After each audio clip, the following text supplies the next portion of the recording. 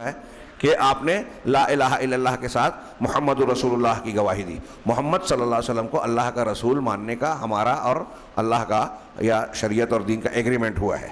اب اللہ کے رسول جب ہم اللہ کو الہ مان رہے ہیں کہ عبادت کے لائق وہ ہے، اور وہ یہ کہہ رہا ہے کہ یہ محمد صلی اللہ علیہ وسلم میرے رسول ہیں، اس کے دلائل قائم کیے، تو ظاہر سی بات ہے کہ اللہ کو مان رہے ہیں تو رسول کو ماننا لازم ہے.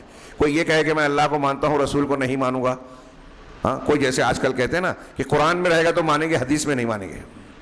حدیث مت بتاؤ، قرآن بتاؤ. تو یہ یہی کہہ رہے ہیں کہ ہم اللہ کو مانیں گے رسول کو نہیں مانیں گے. وہ لا الہ الا اللہ مان رہے ہیں، محمد رسول اللہ نہیں مان رہے ہیں. محمد الرسول اللہ کس کے رسول ہے؟ اللہ کے.